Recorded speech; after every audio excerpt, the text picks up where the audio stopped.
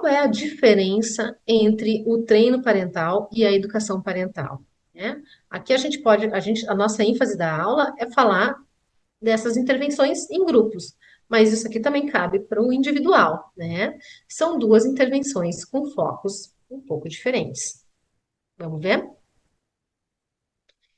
De um lado a gente tem treino parental, de outro a gente tem educação parental. Eu vou sugerir que a gente comece falando de treino ou treinamento, né? Tem pessoas na literatura que vocês vão encontrar falando de treino parental, outras de treinamento de pais. Tá? Então, bem rapidinho, né? Só para a gente relembrar. O treinamento de pais é aquela intervenção que consiste em ajudar os pais a identificar aquilo que são seus padrões comportamentais, né? Que podem estar desadaptativos e que tem uma grande chance de influenciar os comportamentos dos seus filhos. E aí, então, entender que a gente precisa mexer nesses padrões comportamentais dos pais para depois ver resultado nos seus filhos.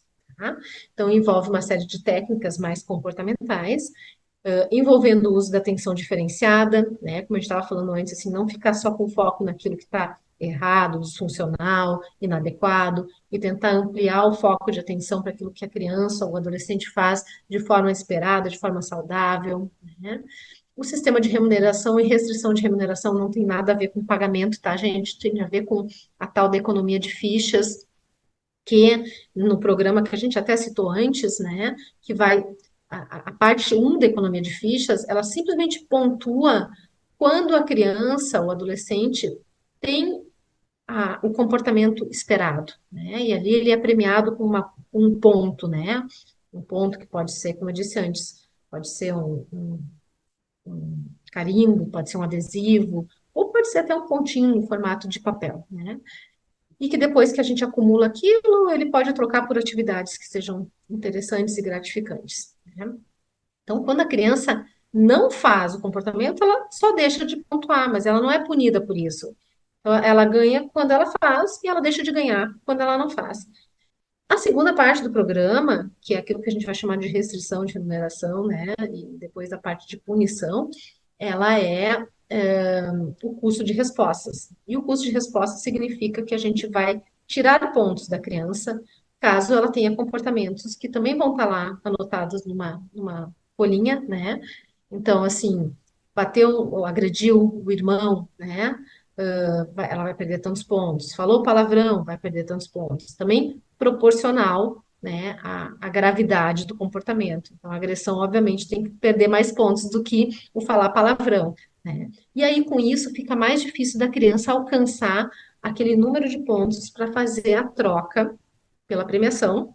A gente não vai esquecer que a premiação nunca é algo comprado, e sim uma atividade que a criança lista lá com a família, que é uma atividade que seja gratificante para ela, tá? Então, isso tudo vai entrar nessa parte de treinamento de pais. Aprender a montar, por exemplo, isso, né? Aqui tem um livro, né, que é um livro que eu e o Renato, a gente organizou ele em 2011, ele agora já está na segunda edição, que é Intervenção e Treinamento de Pais na Clínica Infantil. Tem vários outros colaboradores, né? O que que acontece? Nessa época, 2011, tinha um desconforto nosso, assim, né? De ver que todas as intervenções voltadas para pais, elas tinham muito esse componente comportamental e pouco comportamento cognitivo, né? Então, assim como a gente via também lá nas super nannies, babás perfeitas, essa intervenção sempre com esse foco, ó, quer que a criança aprenda a dormir sozinha, tem que fazer isso, isso, isso, isso, né? Então, mudando padrões de comportamento dos pais. Mas em nenhum momento a gente via elas perguntando para os pais questões que são importantes da gente investigar quando a gente trabalha com intervenção parental, né? O que que tu imagina na tua condição de pai ou de mãe que possa acontecer, né? Se tu, por exemplo, frustrar teu filho. Uma pergunta bem básica, pontual, bem comum que a gente deveria fazer, né? Porque basicamente, quando a gente vê pais que têm dificuldade em construir limites com seus filhos, muitas vezes por detrás disso tem um medo gigante de frustrar os filhos, né? E muitas vezes por detrás desse medo gigante de frustrar os filhos existe um motivo, né? Uma cognição, um pensamento, né? Ah, eu acho que se eu frustrar meus filhos, eu vou estar traumatizando eles, ou eu acho que eles vão me odiar, né? Ou eu acho que eu vou estar repetindo uma coisa que aconteceu comigo na minha infância e que foi péssimo para mim. Então, a gente precisa identificar esse pensamento para muitas vezes ajudar a reestruturar esse pensamento, né? E não só ensinar uma prática diferente comportamental, né?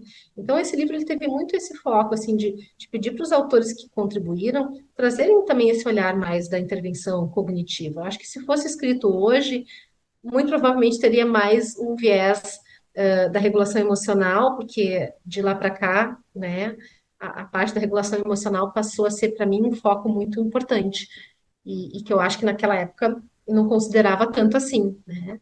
Mas hoje poder ajudar os pais a identificarem neles mesmos assim qual é a emoção que eles estão tendo diante de uma situação conflituosa com seus filhos é um ponto de partida, né? Porque normalmente um pai ou uma mãe com raiva tem uma tendência a agir de uma maneira mais agressiva, às vezes um agressivo mais verbal, e às vezes a gente vê o agressivo físico também, né? Então, o localizar, né, dentro da gente, assim, que emoção disparou, poder nomear isso e poder trabalhar a regulação emocional dos pais, às vezes é uma grande intervenção no sentido de ajudar eles a não entrar num automático, né, que às vezes vira um padrão comportamental deles disfuncional e, consequentemente, traz impactos para os seus filhos.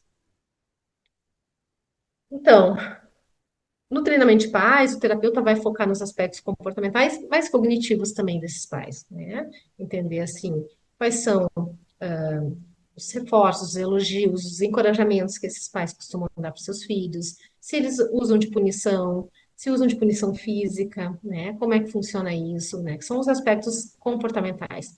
Os aspectos cognitivos, o que que eles se, né? O que que eles esperam na condição de pais, o que que eles imaginam que é o papel deles, o que que eles imaginam que possa acontecer, né, na sua relação com seus filhos, caso eles mudem esses padrões, né? O que que pode acontecer se frustrar o filho? Esse é o tipo de investigação cognitiva. Vamos avaliar a comunicação, a capacidade de solucionar problemas, de negociar, de autocontrole, de crenças, de expectativas em relação a esse filho. E também avaliar a compreensão do problema e as formas de manejar, né, esses problemas com as crianças. Sempre importante a gente também perguntar se eles têm tempo, né, e qual é o tempo que eles disponibilizam para estar com os filhos e que tipo de recursos eles usam quando estão com filhos, né? Se eles brincam, como brincam. Eu tive um pai que disse: Ah, eu passo de 3 a 4 horas com meu filho todos os dias. E quando eu fui perguntar o que que ele fazia, ele disse: A gente senta na frente da televisão e fica assistindo TV, né? Então, ok, tá junto, mas não é uma interação, né? Interação com a TV, não com o filho. A gente vai investigar no treinamento de pais isso é um ponto de partida importante, né? Também o quanto ele se dispõe a modificar os seus próprios padrões disfuncionais, né? Para poder então entender que isso tem um aspecto que influencia nos filhos.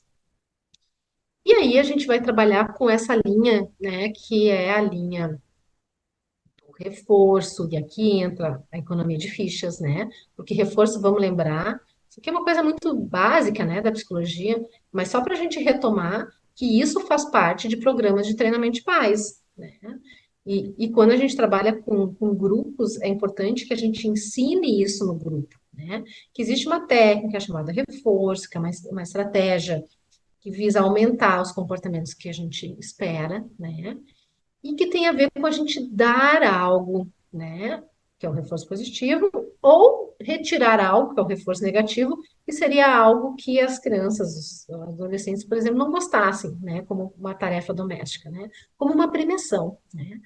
Só que a gente tem que principalmente marcar com os pais, quando a gente estiver ensinando sobre reforço, é que o principal reforçador e o mais ignorado reforçador na relação familiar é a atenção, né? Então, quando essas mães lá do meu grupo de adolescentes com TDAH chegam e caracterizam os seus filhos com pontos que são só negativos, né? O que que elas estão dizendo? Que elas só estão com o foco, a atenção delas voltadas para aquilo que os crianças, os adolescentes, no caso, fazem de ruim. Então, isso deve estar lá dentro de casa funcionando assim. O que eles fazem de bom, e eu tinha certeza que eles tinham aspectos positivos, e por isso que eu ousei, né, pedir para elas, como tarefa, que fossem prestar atenção naquilo que eles tinham de bom, de positivo. Né? E elas conseguiram trazer aquilo, mas elas tiveram que fazer um esforço, um exercício, né, para mudar o foco de atenção delas. E daí, depois de elas conseguirem prestar atenção nisso, o que que vem? O pedido de que elas mostrem para esses adolescentes que elas enxergam isso neles. Né? Isso é o reforço de uma característica que tu enxerga no teu filho como uma característica positiva. Tu possa dizer, eu tenho orgulho disso em ti. Né? É bom te ver te empenhando nisso que tu faz, tendo coragem para enfrentar situações difíceis, né? Se esforçando diante de uma prova que é difícil. Então, principalmente aquilo que tem a ver com atitudes dos filhos, a gente deve encorajar. Né? A gente deve encorajar os pais a encorajarem eles. Né? Então, não é que tem algum problema a gente reforçar uma característica pronta, mas não vai fazer muita diferença para o filho ouvir o tempo todo da mãe e do pai como tu é lindo ou como tu é inteligente, porque isso, na verdade, mostra uma coisa que é pronta, que não envolve empenho, esforço ou alguma atitude para melhorar. Né? Agora, quando a gente reforça, eu noto que tu te empenhou, eu noto que tu te esforçou, eu noto que tu teve coragem, né? Aí a gente está falando de atitudes, né? Para ir em direção a alguma coisa. E daí vale muito a pena isso ser reforçado. Na contramão do reforço e da atenção, vem a tal da extinção, né? E muito cuidado nessa hora, eu sempre digo que essa é uma estratégia que a gente tem que ter muito cuidado para trabalhar com os pais.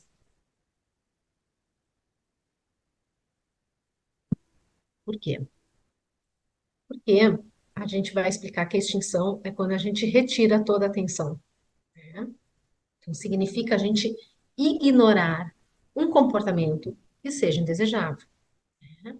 E quando a gente fala em ignorar, é ignorar mesmo, é não falar com a criança, não olhar para a criança, e se estiver em casa, num lugar que seja seguro, né, não vai fazer isso dentro do supermercado, mas em casa dá, tipo, deixar a criança sozinha num quarto e ir para um outro espaço da casa.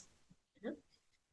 Então, eu digo que tem que ter muito cuidado nisso, porque a gente não pode encorajar os pais a, a ignorarem os filhos em qualquer situação, né? Isso aqui é muito pontual, em situações de extrema birra, né? De um comportamento extremamente indesejável, né? Nesses dias eu estava falando com uma mãe de um menino que tem autismo e ela estava falando como ela tinha que ter cuidado, né?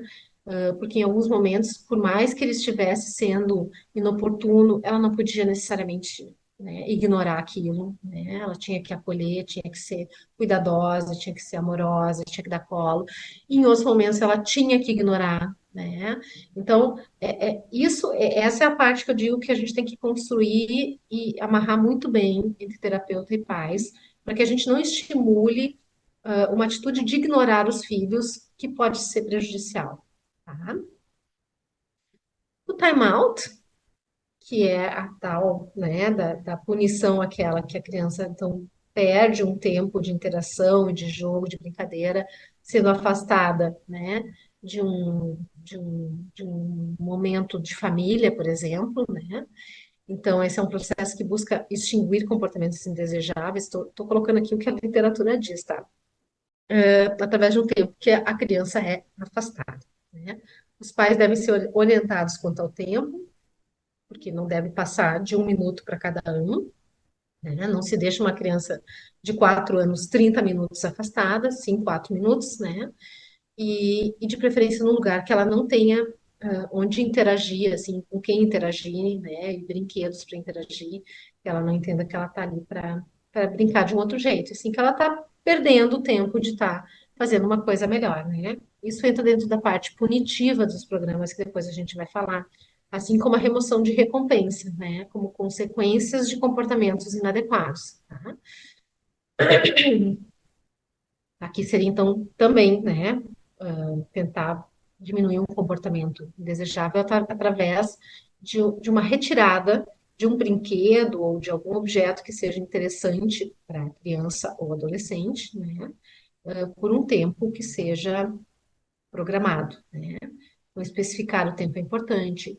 Remover privilégios rotineiros e não grandes acontecimentos, né? Então, não entra na remoção de recompensa, tirar a festa de aniversário, tirar a viagem de férias, né?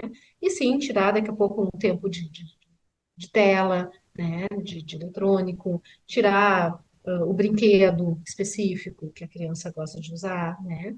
Dentro de um tempo, né? Que seja também possível de ser monitorado, né? E que seja proporcional à idade.